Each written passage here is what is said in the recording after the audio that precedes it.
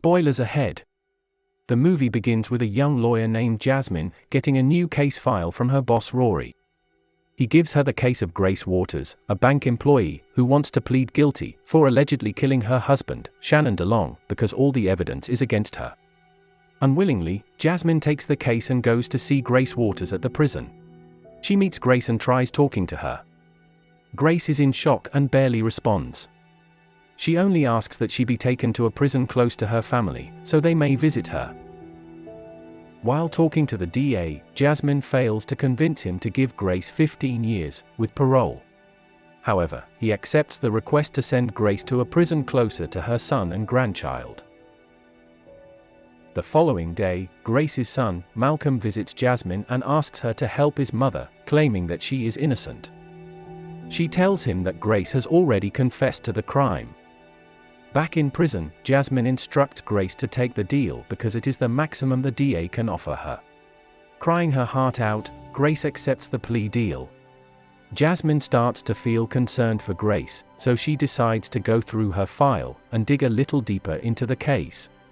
She visits Grace's best friend, Sarah Miller, and asks her how Grace met her husband, Shannon. Sarah tells her that Grace was depressed following her divorce from her first husband and wanted to be happy again. So, Sarah encouraged her to attend a photo exhibition and meet someone new. She shows Jasmine the flyer that she gave Grace for a photo exhibition so she could attend. Suddenly, Sarah requests her to leave as she has to make breakfast for the old women she takes care of. After finding a clue for Grace's defense, Jasmine heads to Rory and asks for his help to investigate the case. Rory refuses and tells her to let it go and get the plea deal signed. Jasmine goes back to the jail and meets Grace and asks her to disclose everything so she can help her. Grace takes a deep breath and starts to explain how it began. The movie flashes back to when Grace is at work at the bank when she receives the flyer from Sarah for the photography exhibition, with a note telling her to attend so she could meet someone. While Grace is at the gallery show, admiring a picture, she meets a guy who asks her what she thinks. Grace tells him that she thinks the photographer is brilliant and has beautifully depicted the emotions of the African tribes. Later, she learns that the guy she was talking to is Shannon DeLong, the photographer of the exhibition. The following day, when Grace arrives at her office, she finds the same picture she was admiring from Shannon's exhibition on her desk with a red rose.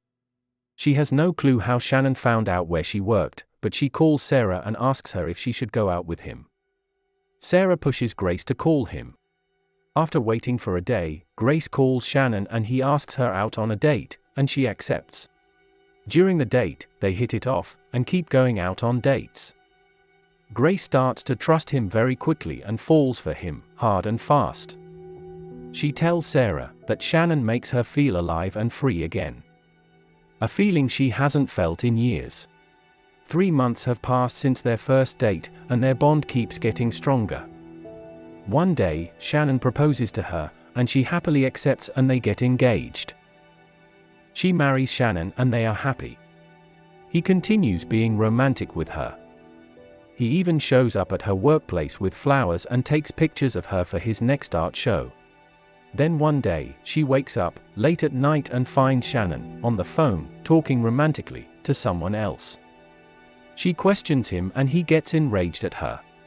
After that, Grace decides to call Sarah from work and tells her what happened with Shannon. But Sarah tells her not to worry and that it is probably nothing. As she is talking to Sarah from her office, she sees people passing and looking at her suspiciously. Suddenly, her boss Mr. Clyde calls her into the conference room for a meeting. When she goes to the meeting, he informs her that an internal audit of her department has been completed, and they have found $397,000 missing from her accounts. Before she can respond, Clyde fires her from the job, stating that either she gives the money back or goes to jail. Grace heads home and calls Sarah over. But she cannot get a hold of her husband Shannon. She suspects he is with another woman. When Shannon finally gets home, Grace confronts him. He doesn't like the way she is speaking to him, so he asks Sarah to leave. but fearing for Grace, she refuses.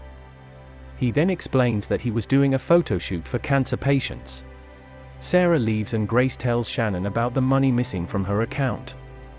He feels bad for her and stays up all night helping her to figure out what happened.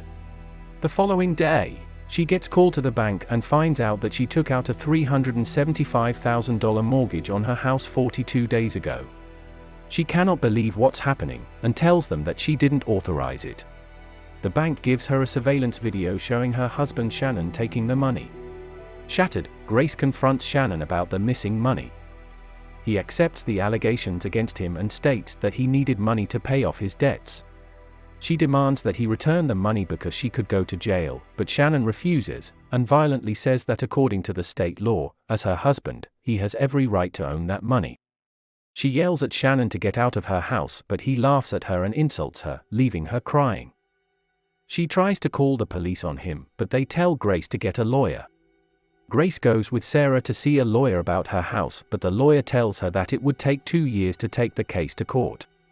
Exhausted, Grace heads home and finds Shannon in bed with another woman. She yells at him to get out, but he throws her out and locks the door, and continues hooking up with the woman. When he is done, he kisses the woman goodbye as Grace sits in the dining room listening in anger. He goes up to Grace and laughs at her and tells her that she should have joined them in bed. Grace quietly asks him to return the money again. He angrily refuses and tells Grace that she owes him money because he did her a favor by marrying an old woman like her. She cannot bear the pain anymore, so she picks up a bat and hits Shannon on the head until blood splatters everywhere. She drags his battered body to the basement and leaves the house. After driving off into nowhere, she calls Sarah and tells her that she killed her husband and left his body in the basement. Back in the jail, Jasmine says that the police didn't find a body at the crime scene. Grace tells her that when Sarah went to her house to check, she didn't find a body. Grace says that she doesn't know where his body went. Later, Jasmine goes to see Sarah and questions her about everything she saw when she went to Grace's house. Sarah informs Jasmine that when she drove to Grace's house, she found Malcolm, Grace's son, leaving. When she headed to the basement, there was no body, only blood splattered everywhere. Jasmine suspects that Grace's son is the one who disposed of the body. At home, Jasmine requests her husband Jordan to look up Shannon's profile on the police database, since he is a police officer. The following day, Jasmine tells Rory that she wants to try the case in court, because she believes Grace is innocent. Rory is against it because he doesn't have faith in her as a lawyer, but he allows it. Jasmine goes back to see Grace and asks her if she is covering for her son. Grace refuses the allegations about her son. Jasmine tells Grace that she wants to fight for her in court and prove her innocence. Meanwhile, Rory enters the room and asks Grace if she wants to plead guilty, but she refuses as now she has faith in Jasmine. Back at Jasmine's house, Jordan arrives from work and informs her that he ran Shannon's name in the police database, but didn't find anything. Jasmine believes he is a con artist and might have several different aliases. The next day, the court hearing starts, and the prosecution has some unbelievably strong witnesses. When Jasmine seems to lose, she decides to call Sarah to the stand. The use of Sarah as a witness backfires when phone records reveal that the two spoke on the night of the murder. Sarah eventually acknowledges on the witness stand that Grace admitted to killing Shannon to her. The jury finds Grace guilty and she is taken away as her son and Sarah watch, crying. Before going to jail, Grace notices Shannon's pendant on Sarah's neck. She realizes that Grace and Shannon were working together, and Shannon used to take pictures of her, so that he could access her client's bank account details and steal their money. Meanwhile, Jasmine visits Sarah's residence feeling discouraged, and sees an older woman named Alice, attempting to leave the building. When she tries to return the old woman to Sarah's house, the old woman tells Jasmine that she wants to go to her own house and doesn't want to die like all the other old ladies. Finding this suspicious, Jasmine goes into the house to see what the old woman is talking about. After she inspects the home, she learns that many older women are imprisoned in the basement. Suddenly, Jasmine gets grabbed by someone and they cover her mouth. Sarah arrives home and finds Jasmine tied up in the basement. Shannon shows up behind her. It turns out he is Sarah's son. On the other hand, Jordan learns about Sarah's criminal history and he rushes to her house to look for Jasmine. When Jordan knocks at the door to inquire about Jasmine, Sarah behaves rudely and requests to see a warrant. Before he can leave, he hears Jasmine's phone ringing, making him storm into the house and arrest Sarah. He heads down to the basement to look for Jasmine and finds her tied up. Shannon attacks him from behind and wrestles with him. Jasmine struggles to get free and finally succeeds. She shoots Shannon in the chest and he dies.